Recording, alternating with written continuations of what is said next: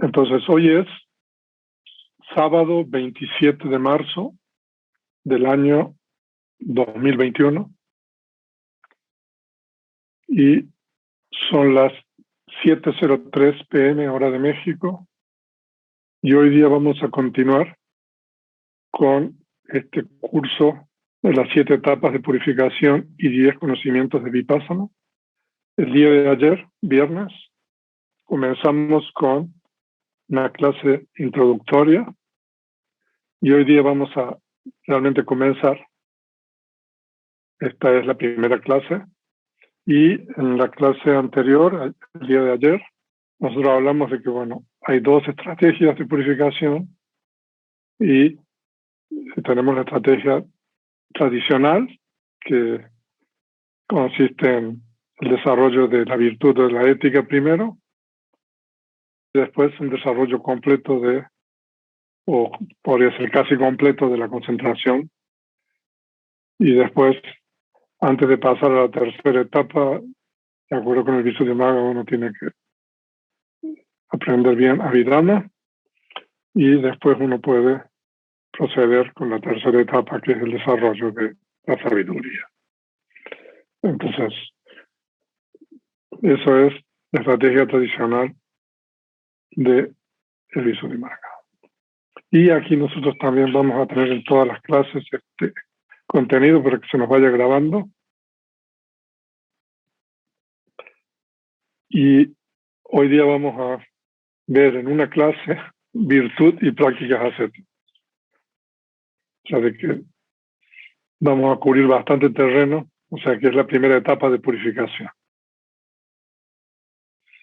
Y aquí nosotros tenemos el contenido, el índice de esta primera clase. Son enlaces, son links, esos que cuando ustedes tienen el PDF pueden navegar el archivo con mayor facilidad. No voy a leer todo lo que vamos a tratar, sino que vamos a ir directamente al comienzo. Como dije en la clase anterior, las láminas que tienen aquí, por ejemplo, la referencia Visuddhimagga, eso es el enlace que los va a llevar al texto en Pali, donde nosotros estamos traduciendo aquí. Esta es una traducción directa del Pali al español, y eso significa que es el volumen 1 del Visuddhimagga, es la página número 2. Entonces, lo primero que nosotros tenemos que entender es qué significa Visuddhimagga. No, Visuddhimagga es un compuesto de 2 palabras, de 2 voces, Visuddhi y Magga. O sea, en la lengua pali hay diferentes tipos de compuestos. Este es un compuesto que se llama Tapurisa, es un compuesto determinativo. O sea, significa de que el primer miembro está en un caso gramatical diferente que el segundo. Entonces, literalmente, Visuddhimagga significa el sendero de la purificación o el sendero a la purificación. Entonces, en la lengua pali se utilizan muchos compuestos, y no solamente de 2 palabras, sino de muchas palabras. Entonces, Buddhaghosa comienza explicando qué significa Visuddhimagga. Entonces, esta es la traducción. Entonces, aquí se debe entender que purificación, Visuddhi, significa el Nirvana, que es absolutamente puro, libre de todas las máculas, y que es el sendero, y que el sendero, o sea, Magga, ¿no? El sendero es Magga, a esa purificación se denomina sendero a la purificación, Visuddhimagga. Y se denomina sendero al medio para alcanzar la purificación. O sea, de que ustedes ven que es muy preciso. O sea, de que el Nirvana es esa realidad incondicionada, y se dice de que el Nirvana está fuera del rango de los contaminantes. O, lo podemos decir de otra manera, el Nirvana está fuera del rango de las impurezas mentales. O sea, de que no hay forma que las impurezas mentales puedan alcanzar al nirvana tomándolo como objeto. Eso es importante, por eso se dice que es absolutamente puro, libre de todas las máquinas.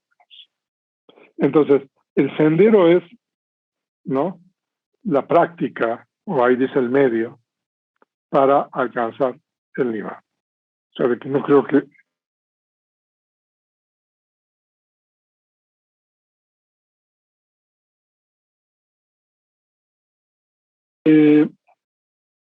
hay distintas formas. Hay distintas formas para alcanzar la purificación, enseñadas en el Tripitaka.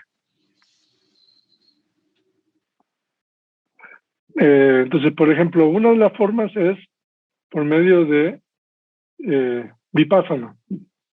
Volviendo, ¿no?, al tema de las estrategias. ¿Ves? Aquí tienen, por ejemplo, Vipassana.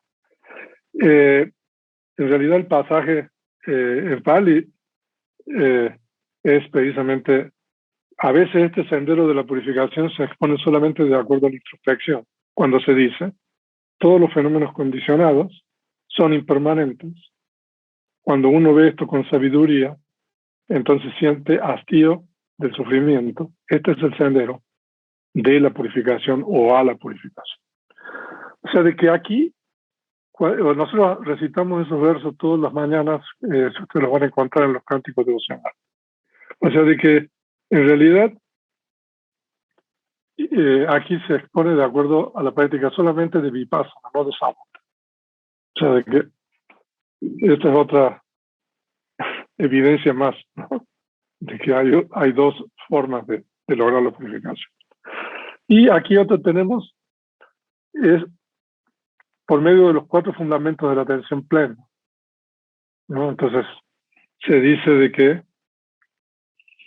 a veces se expone de acuerdo a los 4 fundamentos de la atención cuando se dice, Bhikkhus, este es el único camino para la purificación de los seres, para superar la pena y el lamento, para disipar el dolor y el pesar, para alcanzar el sendero noble, para realizar el nirvana, es decir, los 4 fundamentos de la atención plena. O sea, de que ese es el pasaje introductorio de este discurso tan importante, que es el Mahasatipatthana Sutta, que es el discurso de los fundamentos de la atención. Y ahí, si ustedes quieren, tienen una traducción en español. Ahí tienen el link, el enlace, y ahí pueden leer ese pasaje. O sea, de que uno tiene que practicar la atención plena, en realidad, primero, para poder alcanzar la purificación. Y esto, ¿no?, es una evidencia canónica de eso. Y en el Visuddhimagga la purificación se expone de acuerdo a la virtud, concentración y sabiduría. Entonces ese es el pasaje que nosotros estudiamos, la respuesta del Buda a ese Deva. Entonces, un hombre perspicaz, establecido en la virtud, desarrollando conciencia y sabiduría, este bhikkhu, enérgico, sagaz, desenreda este enredo. O sea, de que, entonces, Buddhaghosa un poco dice, bueno, hay distintas formas de alcanzar la purificación, entendiendo por la purificación el nirvana y el sendero como la práctica. Entonces, una forma es solamente practicando vipassana, es viendo las características de los fenómenos condicionados o de la formación. Otra es, vimos por medio de los 4 fundamentos de la atención. Bueno, si ustedes leen el capítulo 1 del Visuddhimagga, hay otras. Desafortunadamente no podemos explicar todas estas.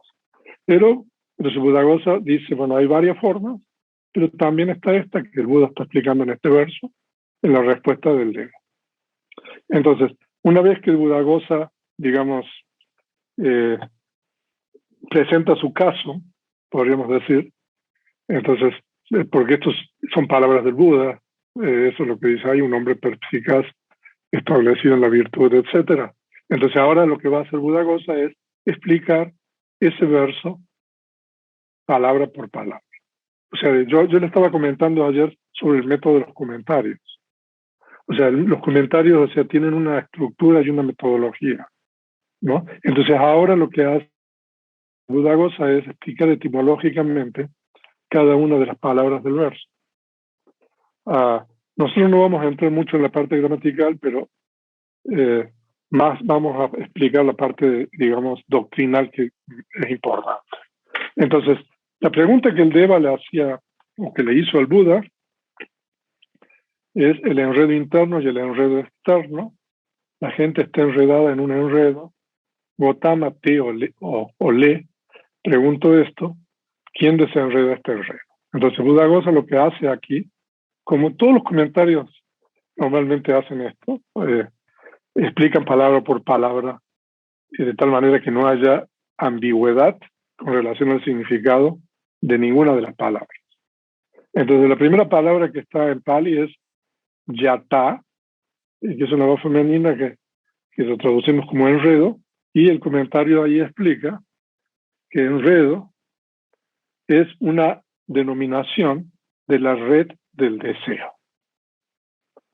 Porque el deseo es como el enredo de las ramas de las plantas de bambú debido al entrelazado, porque surge una y otra vez arriba y abajo con respecto a objetos visibles, etc. Ahora, aquí hay un problema para cualquier traductor, ¿no? La traducción, o sea, aquí el comentario está diciendo de que yata es un sinónimo de tanja. Ustedes han escuchado esa palabra seguramente. Tanja, eh, normalmente la segunda noble verdad, y es una palabra muy, muy difícil de traducir al español, ¿no?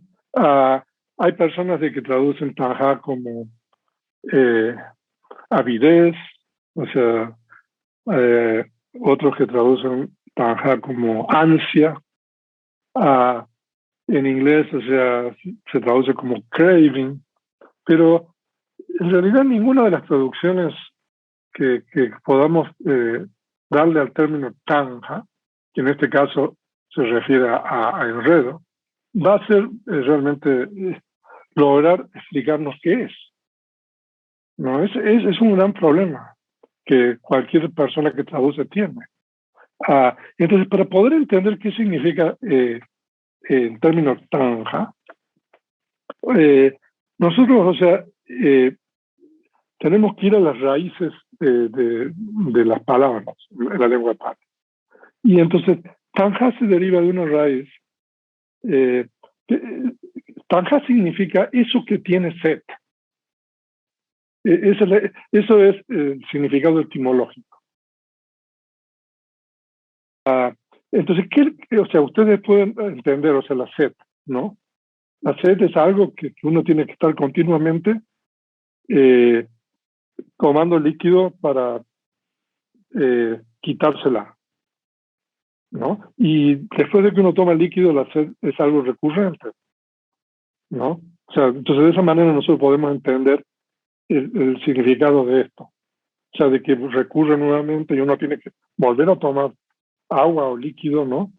Y entonces y la sed, uno logra saciarla por un tiempo, pero realmente regresa nuevamente, ¿no? Entonces ese es el significado literal del término este, tanja, ¿no?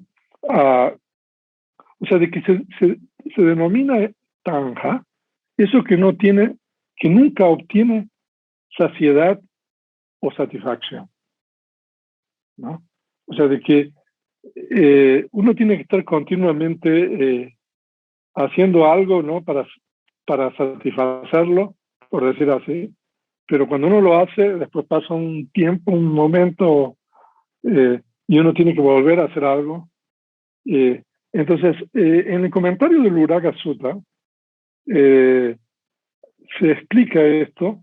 Si alguien están interesados, les puedo compartir después ese material, ¿no?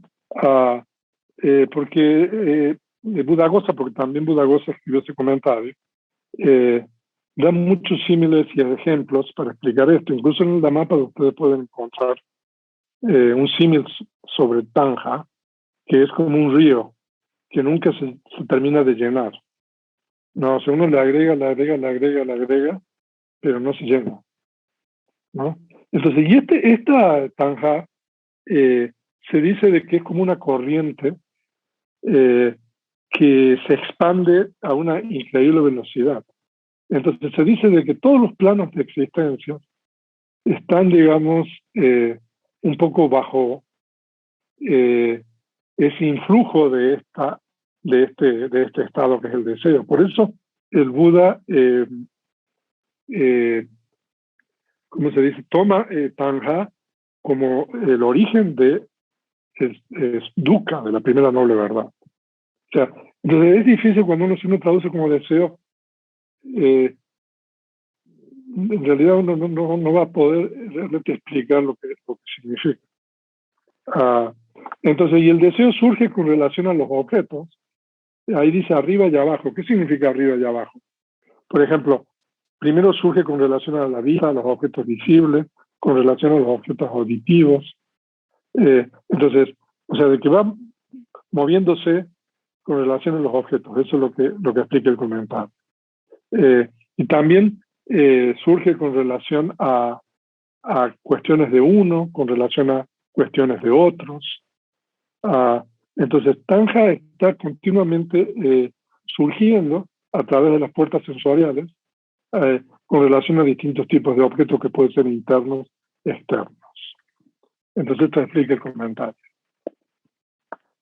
Entonces, aquí, bueno, se me estaba adelantando porque él habla del enredo interno, antoyata, y el enredo externo, vajiyata, ¿no? Entonces, si el deseo tanja surge con relación a las bases sensoriales internas, como por ejemplo la sensibilidad del ojo, la sensibilidad del oído, la sensibilidad del cuerpo, entonces eso es enredo interno. Si surge con relación a la base sensorial, por ejemplo, del objeto visible, entonces eso es algo externo. Con relación al objeto auditivo, es externo. O también puede surgir con relación a uno mismo, a la personalidad propia, con relación a otros. O sea, uno puede tener tanja con relación a lo de uno y a otros, incluso a otras personas, con relación a pertenencias propias y ajenas. O sea, que es una red, digamos, que tiene subyugado a la gente o al mundo, como dice aquí el verso. Y entonces ahora veamos la exégesis de la segunda línea, que dice la gente está enredada en un enredo. ¿No? Entonces, debido a que el deseo surge de esta forma, la gente está enredada en un enredo. Entonces, así como los bambús, etcétera, otras plantas similares, enredados en unos arbustos de bambú, de la misma forma, también toda la gente, diversos tipos de seres, o sea, de que no solamente incluye los seres humanos, está enredada, enmarañada, entrelazada en esta maraña del deseo. ¿No? Entonces, ustedes ven qué preciso que es el comentario Buddhaghosa cuando explica. Y como está así enredada, Gotama, entonces ahora va a explicar la tercera línea, te le pregunto, porque tam puede significar te o le. Le pregunto esto. O sea, tam Gotama Puchan, o sea, de que el Deva se está dirigiendo un vocativo. Entonces, por lo tanto, pregunto esto. Gotama es el apellido de Buda, el bienaventurado. O sea, ustedes saben que el primer nombre es Siddhartha, en pali es Siddhartha Gotama. Entonces, y la cuarta línea de la pregunta es, ¿quién desenreda este enredo? O sea, si la gente está enredada en un enredo, entonces, bueno, a ver, ¿cómo se hace para desenredar esto? Esa es la pregunta. Entonces, ¿quién desenreda este enredo que mantiene subyugado el triple elemento de la existencia? El triple elemento de la existencia se refiere a el elementos de los sentidos, Kama Dhatu, Rupa Dhatu, el elemento de la materia sutil, y Arupa Dhatu, que es el elemento inmaterial. En realidad es una terminología que se utiliza en el canon para referirse a las planos de existencia. Entonces, en realidad, el triple elemento incluye todos los planos de existencia, incluye a todos los seres. O sea, de que Tanja tiene a todos los seres subyugados, digamos, todos los seres que existen en distintos planos de existencia, de una u otra manera, están bajo ese influjo de Tanja, ¿no? Entonces, y la pregunta es, bueno, ¿quién puede desenredar? Entonces, esa es la exégesis de la pregunta del dedo. Entonces, ahora la respuesta del Buda, la exégesis es bien importante. Entonces, porque, bueno, el término hombre, en realidad no solamente significa hombre, es cualquier ser sintiente, ¿no? O sea que lo que pasa es que muchas veces por cuestiones métricas se utilizan, digamos, ciertas palabras, pero el comentario explica que hombre no solamente es hombre, o sea, puede ser mujer o puede ser un ser de otro plano de existencia. Y perspicaz, ese término es importante para nosotros, es la traducción del Pali de sapaño. Sapaño. Paño normalmente es una voz femenina en Pali, pero aquí, como está adjetivado, calificando a hombre, entonces se vuelve masculina, y sapaña literalmente significa con paña, con sabiduría, ¿no? Pero yo traduzco sapaña aquí como perspicaz porque, ¿qué significa? Sabio con sabiduría producida por el kama de una reconexión con tres raíces. Esto es muy importante que nosotros entendamos. O sea, de que cuando uno reconecta, supongamos en este caso una reconexión humana. El primer momento de conciencia, cuando uno reconecta como humano, puede estar asociado con dos raíces, con tres raíces, o sin raíces resultantes ambas. O sea, de que hay tres, digamos, posibilidades en cuanto a las raíces, por supuesto, cuando uno reconecta como un ser humano. Entonces, solamente, o sea, se requiere que uno tenga una reconexión con tres raíces. O sea, de que si un ser humano ha reconectado con dos raíces, entonces ya no tiene esa calificación de perspicaz. O sea, esto es Abhidhamma. Muchos de ustedes han tomado el curso y han aprendido esto, pero bueno, al final de la clase, si quiere, podemos explicar un poco más.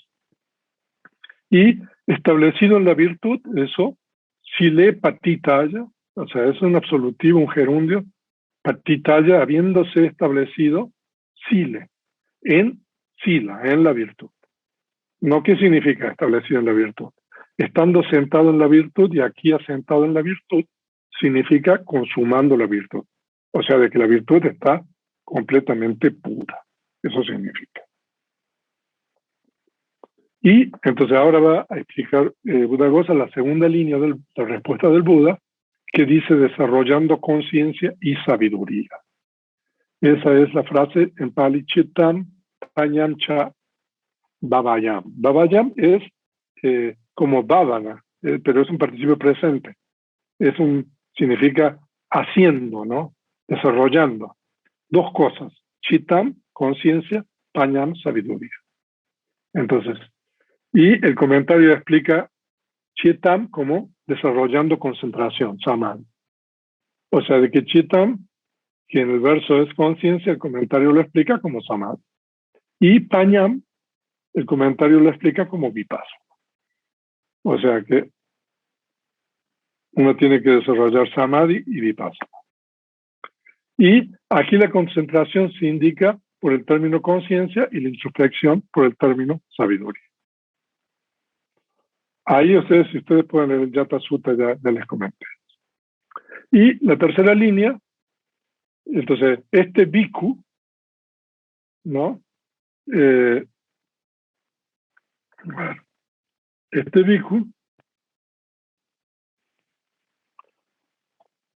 entonces, enérgico, sagaz. Entonces ahora vamos a ver el significado de bhikkhu. O sea que bhikkhu literalmente se deriva de una raíz que significa uno que anda en busca de pedazos de comida. Pero en realidad la explicación de Buddhaghosa aquí es cualquiera que ve peligro en el samsara, ¿no? Ustedes saben lo que es el samsara. Es la continuidad de los agregados, ¿no? Entonces uno ve peligro en eso. Entonces cualquiera que ve peligro en el samsara es un bhikkhu, ¿no? Y enérgico, entonces el término en pali, atapi, o sea que posee literalmente calor. Eso es la traducción literal de atapi. Entonces, pero el comentario lo explica como uno que posee esfuerzo, porque el esfuerzo porque es el esfuerzo lo que se denomina energía, difícil de traducir esos términos, porque abraza y quema las impurezas mentales. Una que tiene esto se denomina enérgico. O sea, de que la energía es una facultad, o sea, muy importante en la práctica, ¿no? Porque es por medio de la energía, ¿no? De que uno puede desarrollar atención y otras facultades, ¿no? Y de esa manera uno puede, como dice, abrazar las impurezas o quemarlas. O sea, uno que posee esto, uno que tiene esto, se denomina enérgico. Y el siguiente término es sagaz, o sea, que en pali es nipako, y la sabiduría se denomina otro término para sabiduría, sagacidad, ¿no? Ahora, dotado de ese significado, esta voz indica sabiduría meditativa. En pali es pariharika paña, ¿no? O sea, termino de leer y les explico esto. Entonces, en la respuesta a la pregunta del Deva, la palabra sabiduría ocurre 3 veces en este verso, ¿no? La primera vez es la sabiduría de nacimiento, porque uno tiene que reconectar con 3 raíces. O sea, eso es perspicaz. La segunda es la sabiduría de vipassana, que uno tiene que desarrollar. Y la tercera es la sabiduría meditativa, que guía todas las tareas. O sea, de que hay 3 tipos de sabiduría. Ahora, el término pariharika paña es un poco engañoso, porque a veces pariharika puede significar protección o algo que uno lo protege, pero en realidad lo que significa pariharika paña es la sabiduría que acompaña a la práctica de la meditación. Eso es el significado de sabiduría meditativa, que es como el comentario glosa la voz nipaka, sagaz, ¿no? Y el comentario del Visuddhimagga explica de que esto se refiere a lo que en pali se denomina sampayana, que es si ustedes estudian el gran discurso de los fundamentos de la atención, ustedes van a encontrar, ahí está el link, bueno, ahí no está, pero en una de las láminas anteriores. Hay en la primera parte del gran discurso de los fundamentos de la contemplación del cuerpo, hay una sección que se llama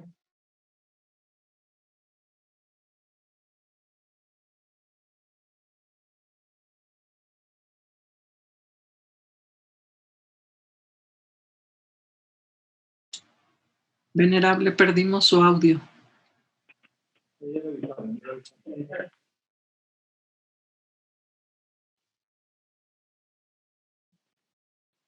¿Ahora me oyen? Sí, ahora sí. Sí, ahora sí. Qué bueno que me dicen. Porque... Entonces, ¿en dónde me perdieron? Fundamentos de la contemplación del cuerpo. Ok, entonces, el término de sabiduría meditativa se refiere a lo que se llama en pali sampayana.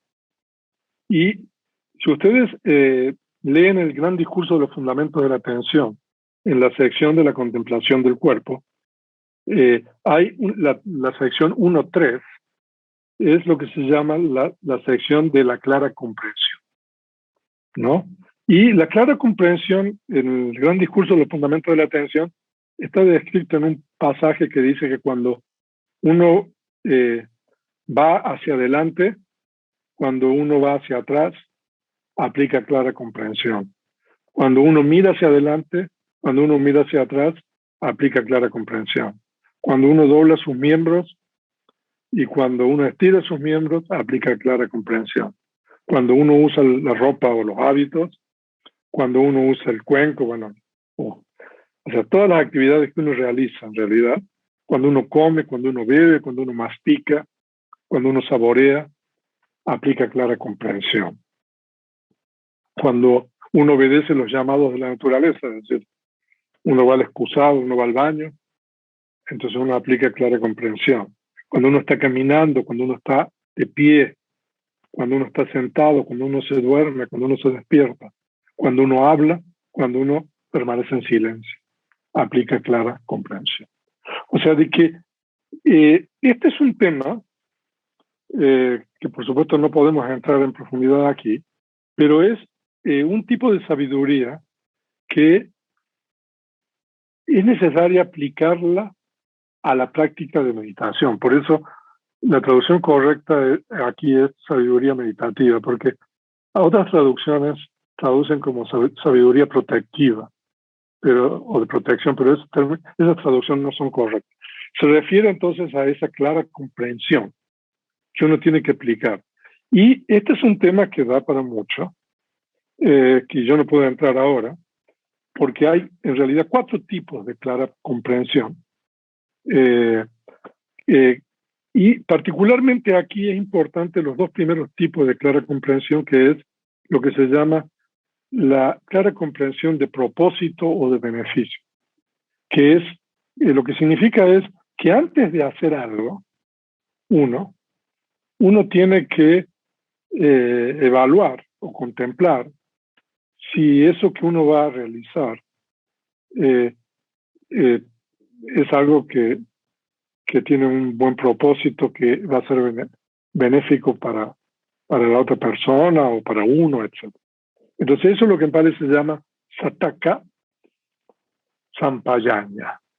Esa es la primera comprensión. O sea que, por ejemplo, antes de hablar, por ejemplo, uno aplica esa clara comprensión. A ver, bueno, lo que voy a decir realmente es algo que vale la pena que diga, o sea, va a causar daño, no va a causar daño, etc. Entonces eso es el primero. El segundo tipo de clara comprensión es, habiendo primero determinado si es benéfico o tiene un buen propósito, el segundo tipo de clara comprensión es si es el momento oportuno para hacer eso. ¿No? Eso es lo que se llama en Pali Sampayanya, que es si es adecuada el momento. O sea, uno ha determinado, bueno, voy a decir,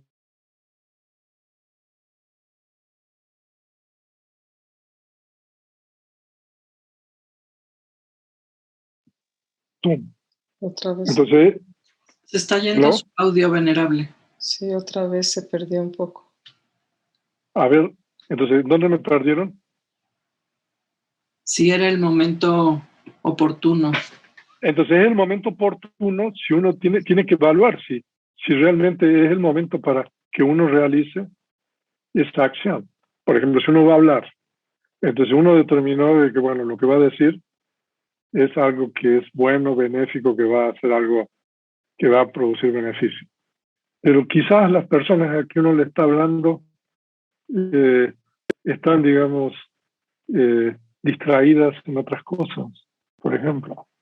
¿No? Entonces uno le va a decir algo importante o algo que, y las personas están, digamos,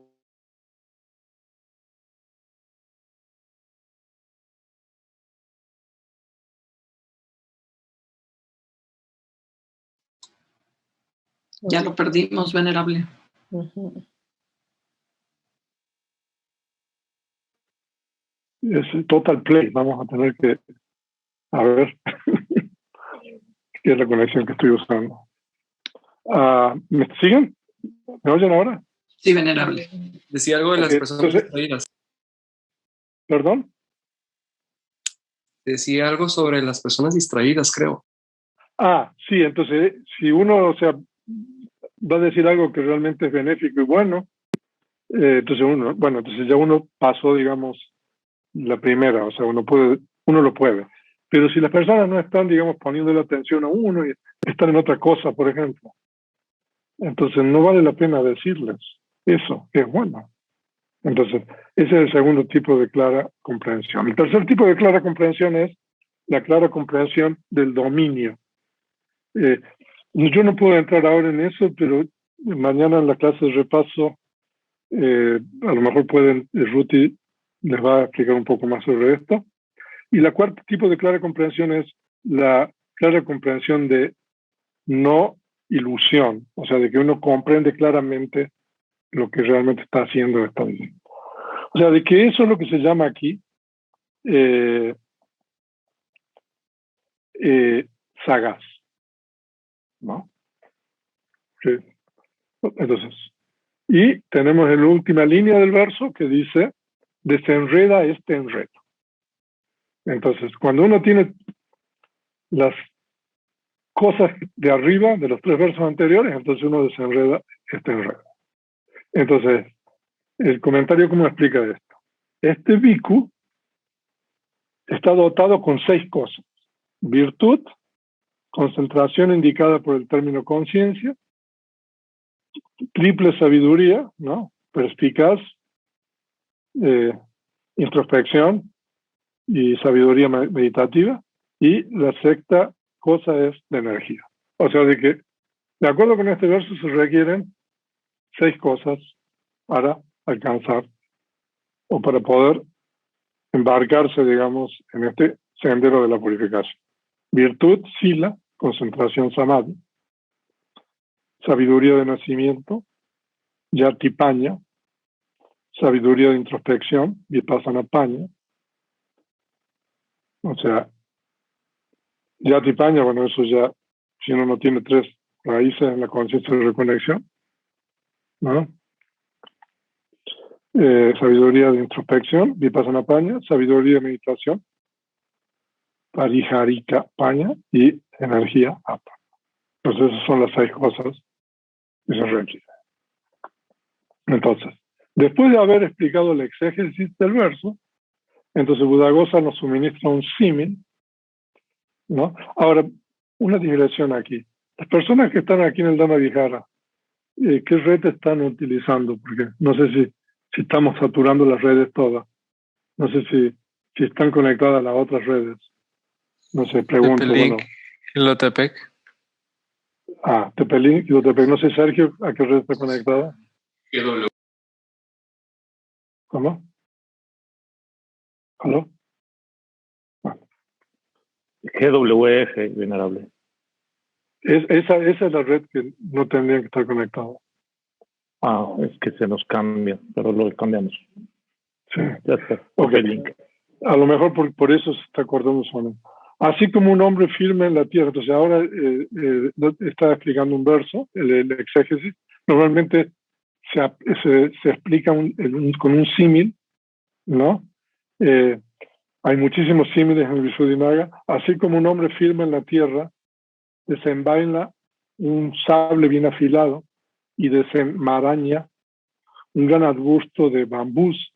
De la misma forma, firme en la tierra de la virtud, sila, desenvaina el sable de la sabiduría de la introspección, vipassana paña, bien afilado en la piedra de la concentración, samadhi, con la mano de la sabiduría meditativa, pariharika paña, sostenida con la fortaleza del esfuerzo, la mano o el sable, ¿no? Y desenmaraña, troncha y destroza toda la red del deseo que cubre la continuidad de uno mismo. O sea, ese es el sí. Pero aquí aclara Buddhaghosa, pero en realidad desenreda este enredo en el momento del sendero. O sea, de que es solamente cuando surge la conciencia ultramundana del sendero que se logra erradicar, digamos, el deseo, en el caso de la cuarta conciencia, la ultramundana del sendero. Y en el momento de fricción, hay 2 o 3 momentos de fricción que siguen a la conciencia del sendero, siendo uno que ha desenredado el enredo es un supremo merecedor de ofrecimientos en el mundo de humanos y devas. Por esto, el Buda, el bienaventurado, dijo. Entonces, un hombre perspicaz establecido en la virtud, desarrollando conciencia y sabiduría.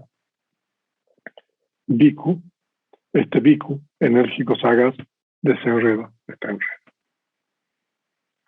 Entonces aquí ustedes tienen, o sea, lo que va a explicar el Visuddhimagga. Virtud primero, concentración después, y sabiduría después. Entonces, así este sendero de la purificación, Visuddhimagga, no obstante que se reseña bajo los encabezados de virtud, concentración y sabiduría, que comprenden varias cualidades, se ha expuesto de una manera muy concisa. Por lo tanto, ¿cómo podría no ser de suficiente ayuda para todos? Para explicarlo en detalle, hay una serie de relación a la virtud. Entonces, desde ahora empieza el verdadero Visuddhimagga, desde ahora va a empezar a explicar la etapa de la virtud. Entonces, para explicar la virtud, entonces Buddhaghosa se hace 7 preguntas. Imagínense, llevan 44 minutos, o sea, nosotros vamos a estudiar toda la virtud en una clase. Entonces ahí tienen 7 preguntas que Buddhaghosa se hace y responde posteriormente. Entonces, primero, ¿qué es virtud? ¿Cuál es el significado de virtud? ¿Cuál es su característica, función, manifestación y causa próxima? ¿Cuál es el beneficio de la virtud? ¿Cuántos tipos de virtud hay? ¿Cuál es su contaminación? ¿Y cuál es su depuración? Si alguna vez tenemos un curso de completo del Visuddhimagga, bueno, nos vamos a tomar varias clases para esto, pero bueno, yo he resumido básicamente estas preguntas. Entonces, la primera pregunta es, ¿qué es sila? ¿Qué es virtud? Entonces, son los estados de la abolición, etcétera. Voy a poner aquí. Ok. Entonces, son los estados de la abolición, etcétera, de uno que se abstiene de matar, etcétera, o de uno que cumple con la realización de los deberes. La realización de los deberes se refiere solamente a los monjes, porque hay una serie de reglas monásticas que uno tiene que realizar con relación a su preceptor y a su maestro, o sea, de que esto, o sea, a lo mejor no es relevante para los laicos, pero lo que es relevante es esos estados de la abolición, ¿no? O sea, cuando uno se abstiene de matar seres sintientes o cuando uno se abstiene de transgredir la ética, entonces eso es virtud. Entonces, y el Buddhaghosa recurre una y otra vez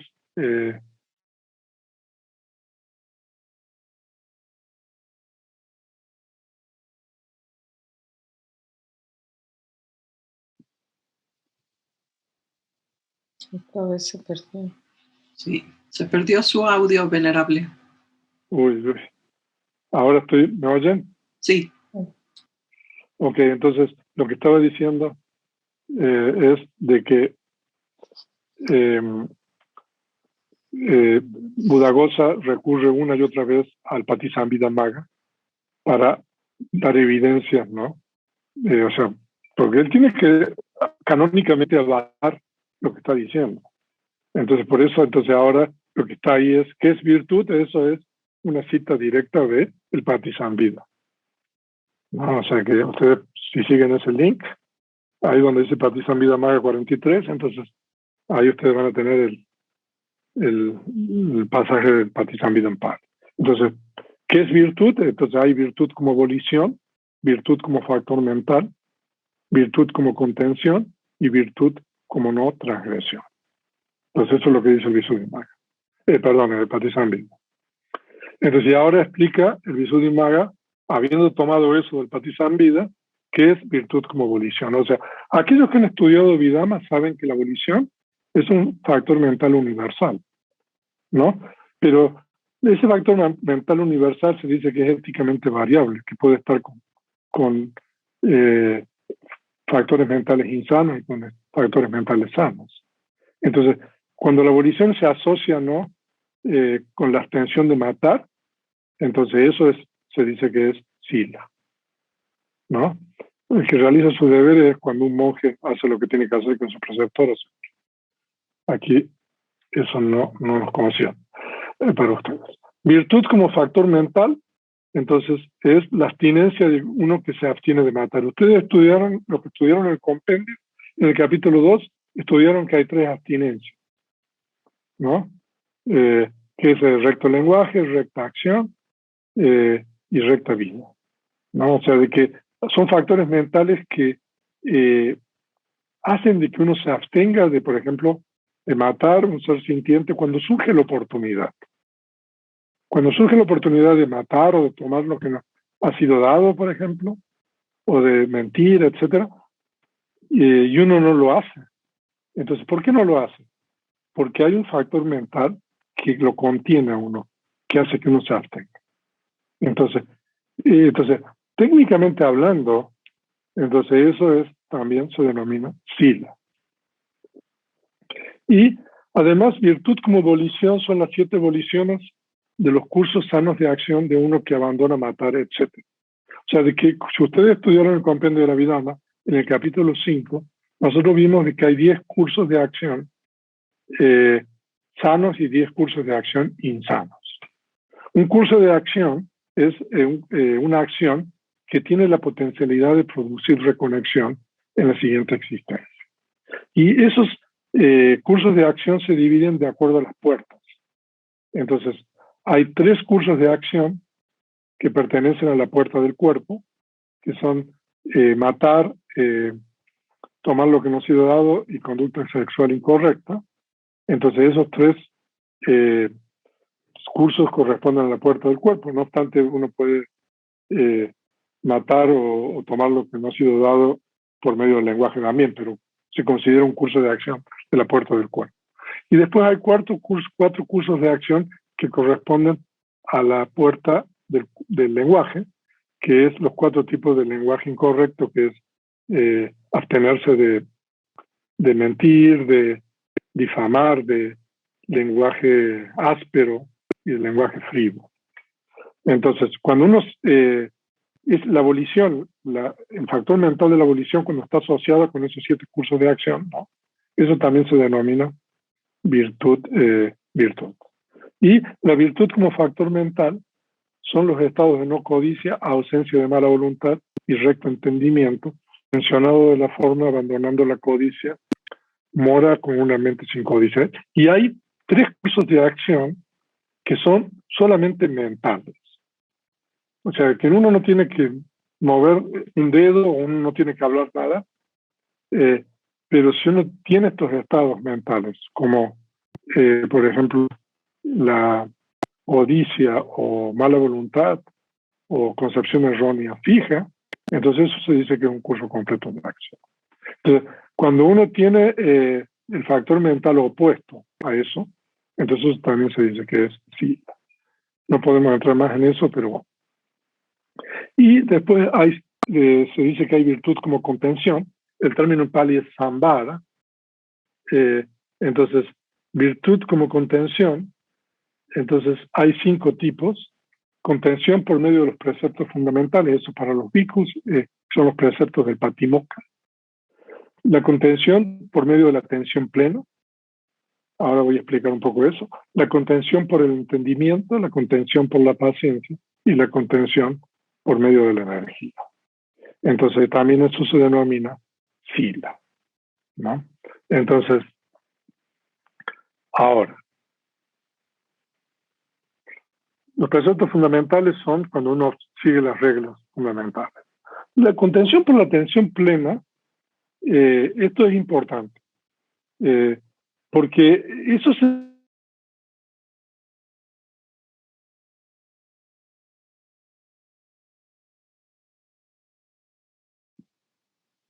Otra vez se perdió. Entonces, ¿se fue de nuevo? Sí, un poco. Sí, venerable. Uh-huh. A ver, ¿qué fue lo último que...? Cuando iba a empezar a decir la contención por la atención plena. Ok, entonces la contención por la atención plena es la contención cuando uno, por ejemplo, ve algo. ¿Aló? ¿Me están oyendo? Sí, lo Sí, escuchamos. venerable, sí. Ok. Entonces, uno no permite de que surjan impurezas mentales con relación al objeto visible. Cuando uno oye algo, uno no permite por medio de la atención plena que surjan impurezas mentales con relación a ese objeto audible. Cuando uno huele algo, por medio de la atención plena uno no permite de que con relación a eso que está oliendo surja impurezas mentales. Y con relación a lo que uno está gustando igual, por medio de la atención plena no permite que surja impurezas mentales. Y con relación al objeto táctil, tampoco permite, por medio de la atención plena, que surjan impurezas mentales. Es interesante esto, no puedo entrar más, pero es como si los 5 sentidos, ¿no?, fueran parte de la puerta del cuerpo, de acuerdo con esta explicación de la contención. Pero bueno, desafortunadamente no puedo entrar, pero eso es la contención por la atención plena. Y después está la contención por el entendimiento, es por medio de la sabiduría. Y la contención por la paciencia significa soportar, tolerar, ¿no? Por ejemplo, el frío, el calor, no sé, picaduras de animales o situaciones adversas. Eso se llama la contención por la paciencia. Y la contención por la energía es el esfuerzo que uno realiza para evitar también el surgimiento de las impurezas mentales. Ok, entonces hemos respondido a la primera pregunta y vamos a responder a la segunda, que ¿cuál es el significado de sila, de virtud? Ahora, esta explicación es una explicación etimológica, es difícil traducir esto, muy difícil. Entonces, se dice de que sila se entiende en el sentido de composición. Composición significa cuando uno pone todas partes juntas, a eso se refiere, porque pues, composición puede componer, ¿no? A eso se refiere, porque composición o componer puede tener varios significados. ¿Y composición qué significa? Es coordinación, es decir, no disipación, es decir, consistencia de las acciones corporales debido a la buena conducta. ¿Qué quiere decir esto? Que cuando uno transgrede, digamos, los preceptos, entonces hay una disipación, una dispersión, una inconsistencia, ese es el término correcto, de las acciones corporales y verbales. O sea, inconsistencia en el sentido de que uno no está actuando de acuerdo, digamos, a estos preceptos fundamentales, o sea, de la ética.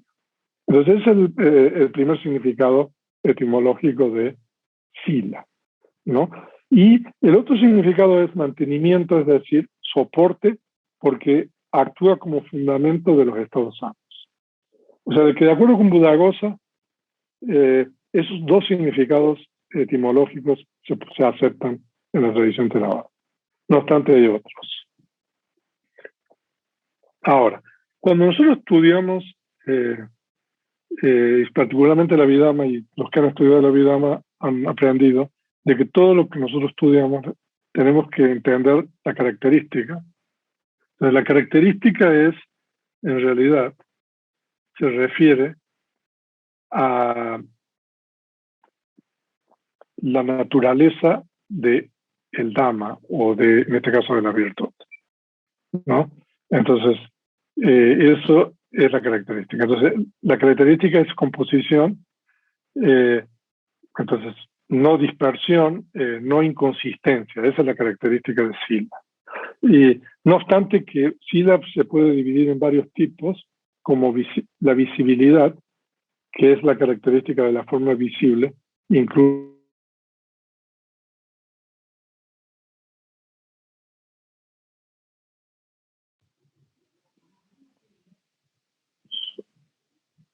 Venerable. Venerable, El sonido. no se escucha. ¿Cuál sonido? Ahora, todos ustedes están en una red diferente que Alberto ya cambió de red, Julián, Sergio y Winston. Sí, venerable, Sí. estamos en la red. Estamos en Quilotepec. O sea que está raro entonces. Entonces, cuando uno ve un objeto, el objeto puede ser de diferentes tipos. ¿Hello? O sea que puede haber muchos tipos de objetos visibles, pero la característica de la visibilidad siempre es algo que es intrínseco a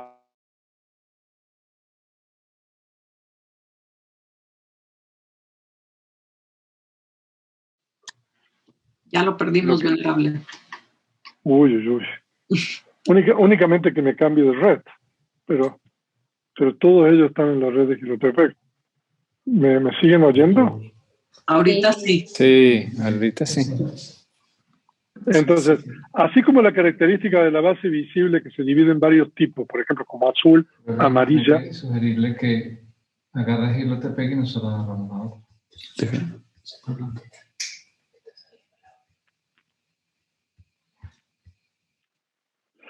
Así como la característica de la base visible que se divide en varios tipos, como azul, amarilla, es la visibilidad. O sea, la visibilidad no trasciende la condición de visible.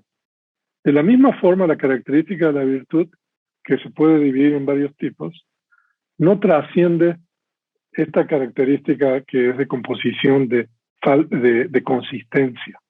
Eso es lo que quiere decir. Y después nosotros tenemos que entender sila de acuerdo a la función. La función significa dos cosas. La actividad que realiza y el logro. Entonces, la función de sila es demoler la mala conducta y tiene la cualidad de irreprochable. O sea, demoler la mala conducta es lo que hace. Y la cualidad irreprochable es el logro. Entonces, por lo tanto, se debe entender que la virtud tiene la función de demoler la mala conducta, es la función como actividad, y la función de irreprochable, función como logro. Los sabios explican que su manifestación es la pureza, o sea, ¿cómo se manifiesta? Sí, la ética, o sea, la pureza de las acciones. Y que la causa próxima es la vergüenza y el miedo de hacer mal. O sea, que esos son dos factores mentales que aquellos que han estudiado vida, ¿no?, saben que son los protectores del mundo, ¿no? La vergüenza y el miedo de hacer mal, ¿no? O sea, de que cuando uno tiene esos factores en la mente, entonces uno realmente no va a transgredir lo que hace. Ahora, vamos a ver el cuarto punto, que es cuál es el beneficio de la virtud. Y el beneficio de la virtud es la adquisición de varias cualidades, como ausencia de remordimiento, etc. Por esto se dice, Ananda, el propósito y beneficio de las conductas virtuosas es la ausencia de remordimiento. Ahora hay muchos más beneficios. Si ustedes quieren leer más sobre eso, pueden leer la primera parte del gran discurso del Mahaparinirvana Sutta, que nosotros dimos un retiro sobre eso, incluso está la traducción al español. Entonces al comienzo ahí el Buda habla de los beneficios de sila. Pero este beneficio es bien importante para las personas que van a practicar meditación y van a tratar de seguir estos tres entrenamientos de la virtud, la concentración y la sabiduría, porque el remordimiento es un impedimento para poder desarrollar la concentración.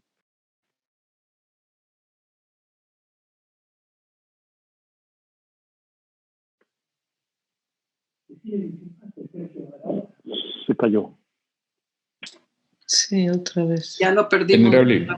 Ya no lo oímos. Le sugiero que se cambie a la otra red, venerable.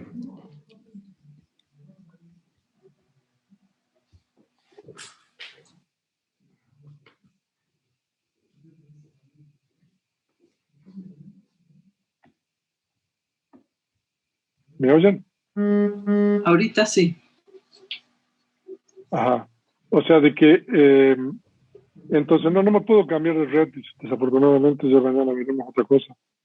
Pero ya vamos a terminar la clase, esperemos. No. Me están oyendo, ¿no? Sí, venerable.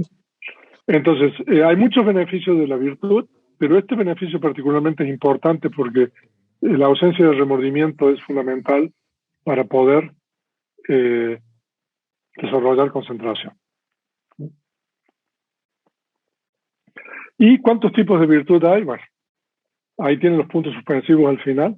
Primero, la virtud es de un tipo en cuanto a la característica de composición y mantenimiento de las buenas acciones, pero también es de varios tipos, de dos tipos como virtud de acción y virtud de abstinencia.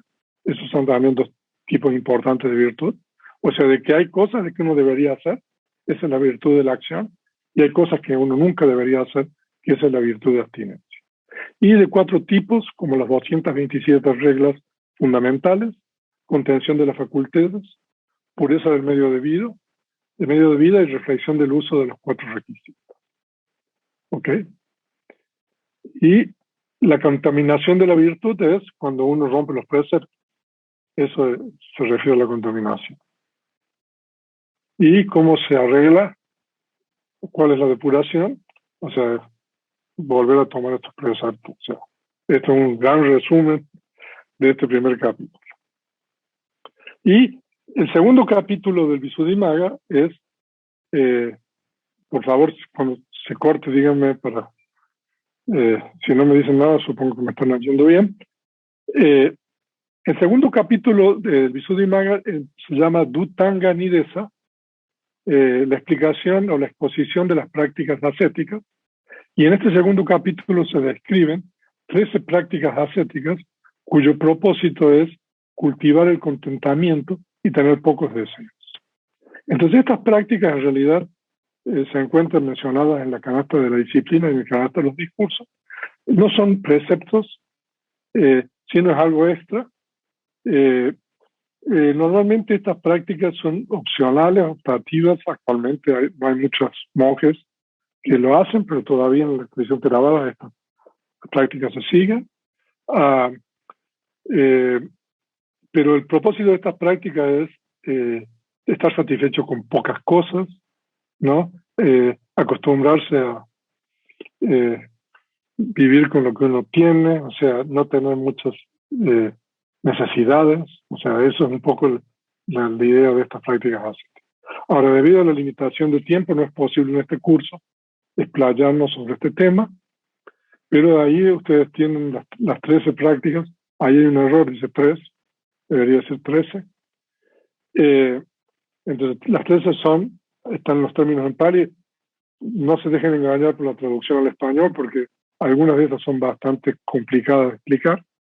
Pero bueno, ustedes lo pueden leer, o sea, pero por ejemplo, tomemos alguna, ¿no? O sea, la práctica, por ejemplo, de usar 3 hábitos. O sea, que normalmente los bhikkhus tienen 3 hábitos, ¿no? Pero, por ejemplo, a los bhikkhus les regalan hábitos, y hay bhikkhus que tienen muchos hábitos, muchos juegos de hábitos. Entonces, un bhikkhu que sigue esta práctica simplemente tiene 3 hábitos. Entonces, cuando tiene que lavar los hábitos, entonces primero tiene que lavar uno, porque tiene que seguir usando los otros, ¿no? Entonces, esa es una práctica, digamos, o sea, una práctica. Por ejemplo, veamos alguna aquí. Residir en el cementerio, por ejemplo. O sea, los cementerios aquí no son como en la época del Buda o en algunos lugares en los países budistas, pero que normalmente descartan los cuerpos, tal cual. Entonces los monjes van al cementerio y residen ahí y practican esta meditación de Asuba, que es lo sagrado. Y la última, por ejemplo, la práctica de sentado, es que uno solamente adopta la postura de sentado, de pie y caminando, o sea, de que uno no se acuesta, ¿no? Entonces uno duerme sentado. Entonces hay distintas formas de dormir sentado, por ejemplo. O sea, uno puede dormir sentado contra un muro. A veces uno va en ADO, ¿no? Un avión, o sea, en unas horas. Pero cuando uno hace la práctica del sentado, bueno, uno, o sea, por mucho tiempo, ¿no? Y entonces, bueno, uno puede practicar la práctica del sentado en distintos grados. Entonces, bueno, estas prácticas ascéticas tienen ese propósito de que uno se está satisfecho con poco, contento, pocos deseos, etc. Entonces nosotros hemos visto en esta clase la virtud, la primera etapa de purificación, y que nosotros podemos resumir todo lo que hemos visto como para los bhikkhus, pero ahora voy a explicar esto, consiste en las 227 reglas de disciplina, que es las reglas de Patimokkha, la contención de las facultades, que también, o sea, un laico que está practicando meditación, eso lo puede practicar un laico.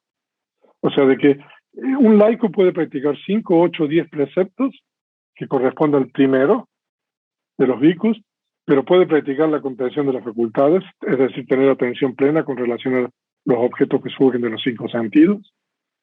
Y pureza de medio de vida significa para un bhikkhu que lo que obtiene, digamos, es de una manera lícita, legal, digamos, y para un laico sería que tener un correcto medio de vida. O sea que también un laico debería practicar ese número 3. Y la reflexión del uso de los 4 requisitos, también un laico lo puede practicar, que los 4 requisitos de un monje son la ropa o los hábitos, el alimento, el alojamiento y la medicina. Entonces, ¿cómo uno usa esas cosas? O sea, entonces, en los cánticos devocionales tienen la explicación de eso. Entonces, cuando uno practica esto y se dice de que uno ha logrado, satisfecho la primera etapa de purificación, que es sila o la virtud. O sea que nosotros le hemos puesto un tilde, una palomita, como dicen en México, a la purificación de la virtud. Y a partir de la próxima clase vamos a estudiar la purificación de la mente. Vamos a tener 2 clases para la purificación de la mente, que es Chitta Visuddhi, que corresponde a los capítulos 3 hasta el capítulo 18, no, perdón, ahora bueno, del Visuddhimagga. Vamos a estudiar. La próxima clase vamos a utilizar el capítulo 3 del Visuddhimagga para explicar el comienzo de la purificación de la mente, y la clase siguiente del lunes vamos a usar el compendio para resumir toda la purificación de la mente. Entonces, bueno, eso es todo por hoy. Entonces, en esta clase estudiamos la exégesis de los versos en que se basa el Visuddhimagga. La virtud también estudiamos, que se expone en el capítulo 1 y de manera muy concisa explicamos en qué consiste el capítulo 2, exposición de prácticas ascéticas. Entonces, ahora estoy disponible para preguntas. Por favor, procedan levantando la mano. Es el método preferible. He vuelto a poner mi video. Me disculpo por los problemas técnicos, pero bueno,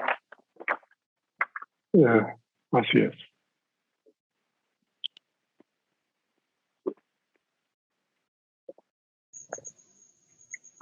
Elena, o no sé, bueno, ¿quién levantó primero? ¿Está primero Juan Pablo? Ok. Ladies first. Sí, buenas noches. Venerable, ¿es un requisito para para Vipassana sila? ¿Es requisito? Sí. Entonces, por ejemplo, un carnicero o una persona que vende, que es dueño de un bar y nunca podrá meditar. Bueno, meditar podrá, pero si no tiene sila no va a poder avanzar mucho. O sea, y aparte, bueno, habría que ver si quiere meditar. Pero es difícil, ¿no? Cuando uno tiene un correcto modo de vida y hay gente a veces que comprende que tiene un correcto modo de vida y no puede dejar. Y qué bueno que me hace esta pregunta, porque el término sila también significa hábito. O sea, de que también etimológicamente sila significa lo que uno hace regularmente, ¿no? Claro, en ese sentido sila no solamente, o sea, ese es un significado mucho más amplio, ¿no? No, porque uno, por ejemplo, ahí hay un verso del Dhammapada que cuando uno le ofrece comida a los monjes hacen esta bendición, que dice, ¿no? Ahí dice que tiene el hábito de reverenciar a los mayores, etcétera, ¿no? No, 4 cosas se incrementan, ¿no? Chataro dama vadanti, ¿no? O sea, ustedes siempre que cuando le ofrecen...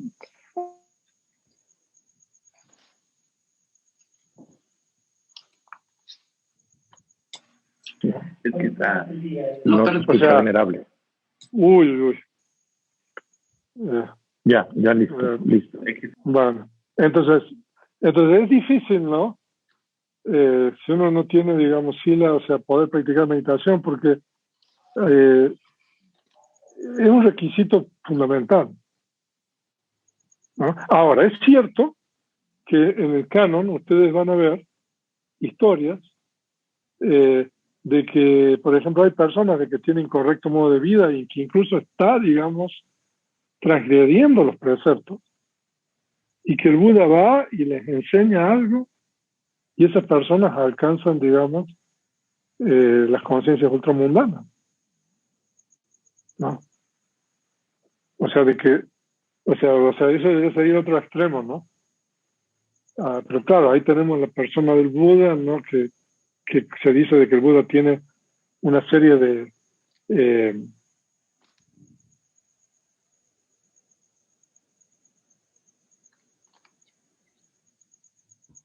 El Buda tiene una serie de, ahí sí, gobernables. asadarana jnana, se llama en Pali, que es conocimientos no comunes, que no comparte con otros seres. Entonces, y uno de estos cosas de que el Buda no comparte con otros seres es el conocimiento de las disposiciones y las propensiones de los seres. Entonces, por eso el Buda va y o sea, uno podría decir, no, esa persona está haciendo algo, ¿no? Pero el Buda va y le enseña y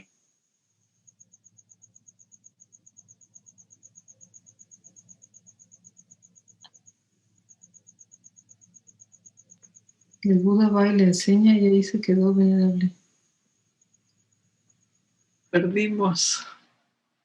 Ujú.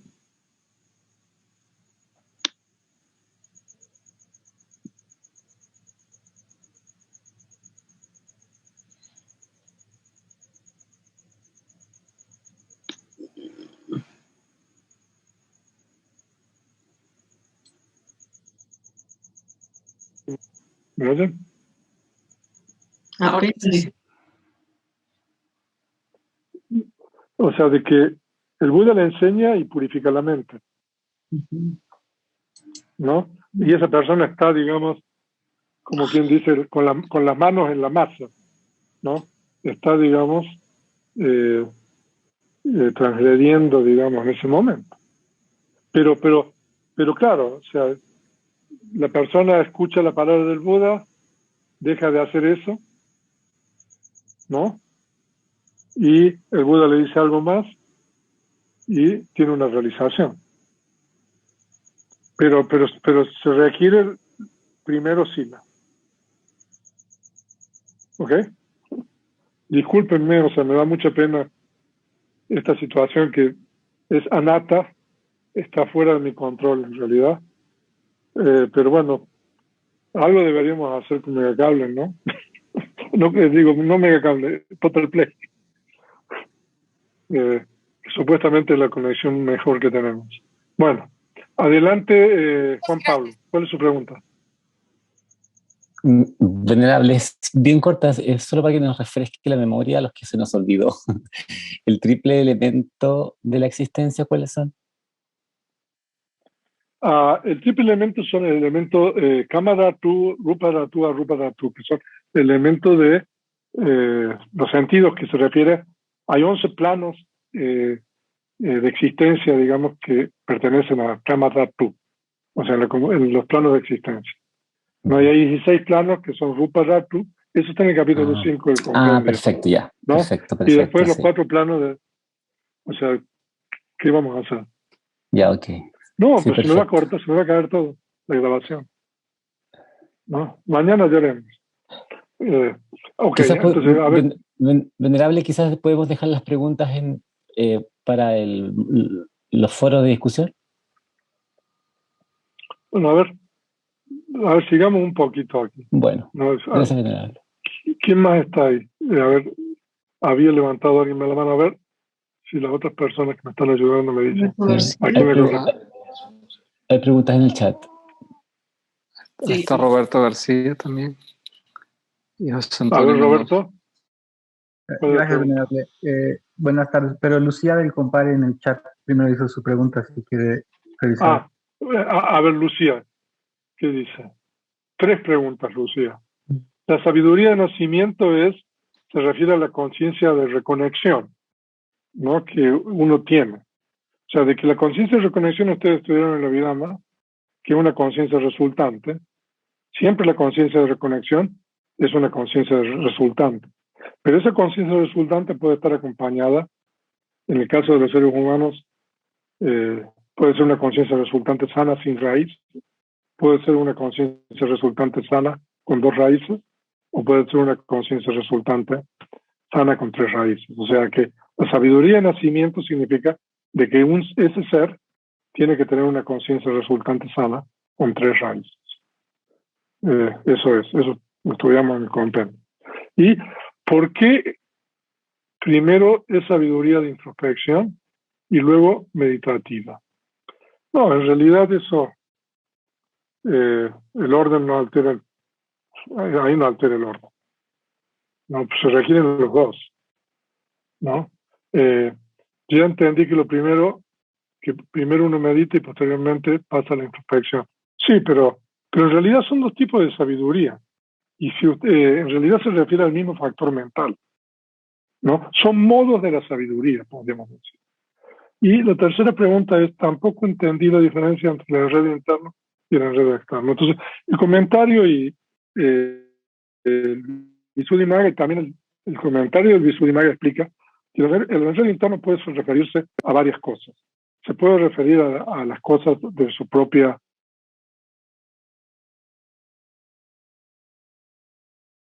a los agregados de otros seres. El enredo interno pueden ser las bases internas, hay 6 bases internas de los sentidos, y el enredo externo son las bases externas, que son los objetos que las conciencias toman, por ejemplo. Entonces, el enredo interno serían las pertenencias de uno, y el enredo externo podrían ser las pertenencias de otro. O sea, que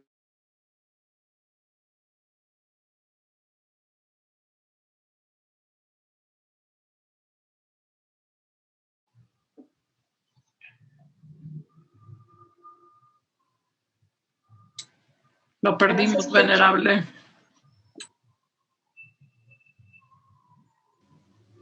a ver, ¿No será Roberto, también, si apagamos todos nuestros videos, pueda funcionar mejor? no, para nada, porque es un problema aquí de mí. Voy a apagar mi video, pero no creo que... Ok. A ver, ¿ahora Sí. me oyen? Sí, venerable. Sí, venerable. La próxima Sí, pregunta. sí, venerable. Es una pregunta sobre, me parece muy interesante el uso de, o más bien la exégesis que hace Buddhaghosa de Chitta, que la exégesis que usted nos presentó. Por ejemplo, en el Abhidhamma Sangaja, pues Chitta, como una de las categorías de damas, pues, engloba a las diferentes conciencias y normalmente implica un proceso cognitivo de conocimiento, ¿no? Y fuera del Abhidhamma, Chitta puede significar otras cosas, obviamente, como pensamiento, a veces incluso corazón, algo así. Pero me llama mucho la atención el uso que aquí, o más bien la exégesis que hace Buddhaghosa de Chitta como samadhi. No sé si podría explicar un poco más sobre eso, si es exclusivo de Buddhaghosa o es algo que también podemos ver en otras fuentes. A ver, déjeme ir al verso ese. No, ahí está, ¿no? Que la lámina número... A ver si tengo la lámina aquí. Voy a buscar la lámina a ver qué es Buddhaghosa sobre eso. A ver, Chitta. Ok. Ok, o sea, porque, bueno, el exégesis de Buddhaghosa de ese verso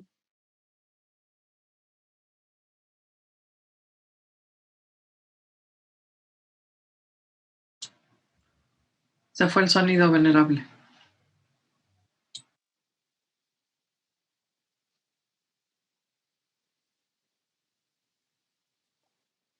A ver, voy a hacer una cosa. Voy a abrir el micrófono en la otra computadora que tengo encendida y voy a cerrar el micrófono en esta computadora porque yo estoy conectado en la otra red.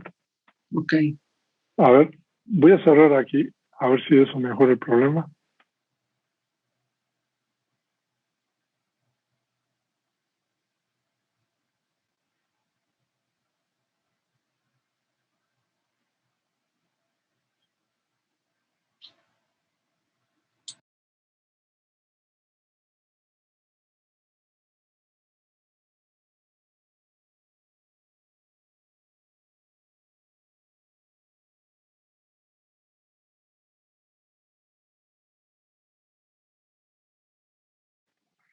Ok.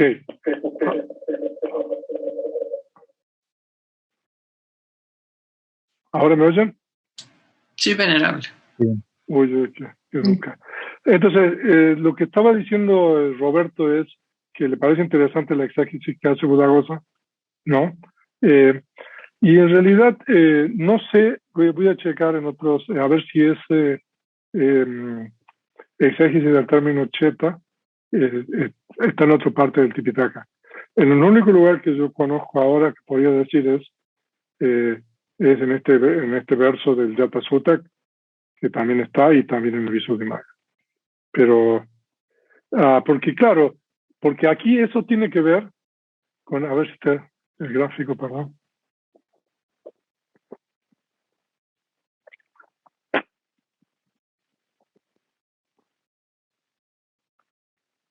A ver si tengo el gráfico. ¿No? O sea, de que, claro, yo en la clase anterior yo les compartí los 3 tipos de entrenamiento, ¿no? Entonces, eso está en el Sangiti Sutta y en otras partes también, ¿no? Del Tipitaka. Entonces, que es Adisila, ¿no? Sika, ¿no? Adicheta Sika, también ahí está. No, a ver si tengo aquí ese, si lo tengo aquí, si no está en la clase anterior. Entonces ahí tenemos otra instancia, otro ejemplo, ¿no? Ahí está, ¿ves? O sea, en esa lámina usted tiene, o sea, si usted lee, por ejemplo, en el Sangiti Sutta, porque eso está en el Sangiti Sutta, en el Digha Nikaya, ahí tiene el link, y en Pali es Adisila Sika, o sea, que el entrenamiento superior de Sila, Adicheta Sika. Ahí es el entrenamiento superior de la conciencia. Literalmente, cheta es conciencia, a veces lo traducimos como mente, ¿no? Y el otro es Adipaña Sika, que es el entrenamiento superior de pan. O sea, ahí también tenemos ese término. ¿Ok? Sí, o sea, es interesante eso, ese tema que plantea Roberto, muy importante. A ver, ¿hay alguna otra pregunta? ¿Qué dice José Antonio?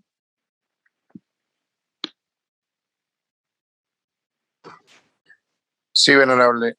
Permítame, déjeme, voy a la lámina.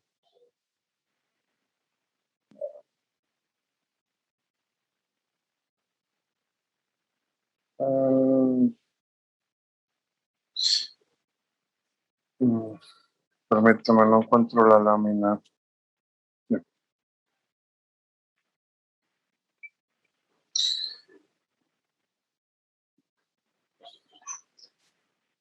En la explicación que da en relación a los modos de la purificación, de acuerdo al Visuddhimagga, expone 2. Uno, el primero es de acuerdo a la introspección y el segundo es de acuerdo a los fundamentos de atención. Ajá. La verdad, digo, no me queda claro a mí la diferencia. Si pudiera ahondar un poquito en una explicación más amplia de de cómo es uno y cómo es otro para tenerlo yo claro. O sea, de que si uno ve que los fenómenos condicionados, los sankaras, o las formaciones, si uno ve la característica de la impermanencia, por ejemplo, ¿no? De hecho, ver la característica de la impermanencia es el primer conocimiento de Vipassana, ¿no? Entonces, cuando uno ve esa característica, uno ya está en ese camino que conduce a la purificación. Eso es lo que dice ese verso de la mapa de Ibn. No sé si me entiende eso. Ahora, ¿cómo uno llega a ver los fenómenos condicionados como impermanentes? O sea, antes de eso, bueno, ¿cómo llegó a esa etapa? Bueno, esa es otra historia. ¿Se está cortando de nuevo? No, yo lo estoy escuchando. No, Ok, ahora, pero para poder tener introspección, no, para poder tener vipassana, uno tiene que pasar por todas las etapas anteriores, ¿no? O sea, uno puede pasar por todas las etapas anteriores en un chasquido de dedos. Claro. ¿No? O uno puede pasar, no, demorarse mucho tiempo. Pero es necesario pasar por todas esas etapas, ¿no? Para poder, digamos, ver la impermanencia. Ahora, el segundo de los fundamentos de la atención, para poder ver la impermanencia, uno tiene que tener un desarrollo muy grande de la atención plena, ¿no? O sea que normalmente, o sea, se requiere primero la atención plena, ¿no? No sé si me explico, ¿no? Sí, o sea, que para... sí, o sea que uno, por ejemplo, para poder ver la impermanencia, uno tiene que tener las 5 facultades, ¿no? Y entre ellas está la atención plena, desarrollada y balanceada, ¿no? Pero lo que está diciendo Buddhaghosa él es que está dando citas canónicas, ¿no? Para explicar, ¿no? De que, bueno, cuando uno ve la impermanencia, uno está en el camino de la purificación. Cuando uno, ¿no? Desarrolla la atención, ese desarrollo de la atención plena, o los fundamentos de la atención, conducen a la purificación, ¿no? O sea, de que eso no es contradictorio en realidad. Yo lo pudiera resumir de esta manera, que para llegar a la introspección, la herramienta sería el desarrollo de los 4 fundamentos. Sí. O sea, definitivamente. Okay. Pero antes de los 4 fundamentos, uno tiene que tener sila. Sí. Esa parte sí me queda clara. Pero lo que no me quedaba clara era que fueran caminos separados o independientes. Realmente para desarrollar o ver el estado de vipassana ñana de la impermanencia, uno tiene que desarrollar lo establecido en el Satipatthana. Sí. Ok, sí. Perfecto. Pero uno puede practicar samatha, ¿no? Y después pasar directamente a vipassana, y uno se saltó aquí esto. No, o sea, por ejemplo, uno practica, digamos, kasina, por ejemplo. Sí. Eso lo vamos a ver en la clase mañana. Entonces uno desarrolla concentración, ¿no? Digamos, concentración próxima o concentración de llama, ¿no? Y después uno utiliza esa concentración, ¿no? Para poder observar, digamos, los fenómenos condicionados, ¿no? Por supuesto de que ahí va a haber atención plena en esa conciencia, pero en realidad uno sigue un camino, ¿no? Del desarrollo de la concentración. ¿Ok? O sea, en algún momento, aunque lo haga por el desarrollo de Samadhi, en algún momento o algún instante uno tiene que desarrollar atención plena. Sí, no, si usted estudia vida, universal hermoso, ¿no? O sea que siempre que hay concentración, ahora vamos a ver concentración sana, porque la concentración puede ser insana también, hay atención plena. El problema, la diferencia es el grado de desarrollo que hay ahí, ¿no? Pero bueno, eso lo vamos a ir viendo a medida que avancemos, ¿no? Gracias, venerable. Ok, entonces, no sé si habrá más preguntas, pero había unas preguntas en el foro, no sé si alguien me las podrá leer o si quiere las respondemos ahora. Había una pregunta de Guillermo que tiene que ver con esto, yo creo, no sé si Guillermo está aquí. Que vi Sí. una notificación. A ver si, Sí, si me podrá, venerable. por favor, si podrá leer la pregunta, pues. Entonces, de esa manera contestamos las preguntas en la clase. Permítame, aquí la tengo. Era sobre los preceptos, venerable. Sobre el precepto 6. La abstención de comer más allá del tiempo límite. Entiendo que es una forma de ayuno, ¿no? Pero me gustaría saber más sobre la razón de este y por qué a mediodía. Y la 2, eso. Sí. ¿Y la otra? Sobre el precepto 8, la abstención de camas y asientos altos y lujosos. Digo, me parece que para los estándares orientales, pues las camas y asientos occidentales pues pudieran ser lujosos. Entonces, no sé si pudiera explicar cómo sería prácticamente, o cómo lo aplicaríamos, ¿no? Sí. Ahora hay dos tipos digamos, de acuerdo con el budismo, hay dos tipos de preceptos. Los preceptos que uno tiene que observar sí o sí, podríamos decir, porque si uno transgrede sus preceptos, eso es lo que se llama loka vaya en Pali, que son faltas del mundo. Por ejemplo, si uno mata a un ser sintiente, no, o se apropia algo que no le corresponde, esos son preceptos no universales, podríamos, digamos así.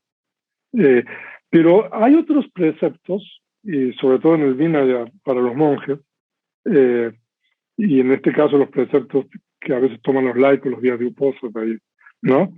Que no, en realidad comer después de mediodía no es ninguna transgresión de nada, ¿no? Dormir en una cama alta o lujosa no es una transgresión. Usar cosmético y, no sé, ver Netflix y todo eso, ¿no? Pero ¿cuál es el propósito de esto? El propósito, o sea que serían esos preceptos para los laicos serían como esas prácticas ascéticas del capítulo 2 del Visuddhimagga.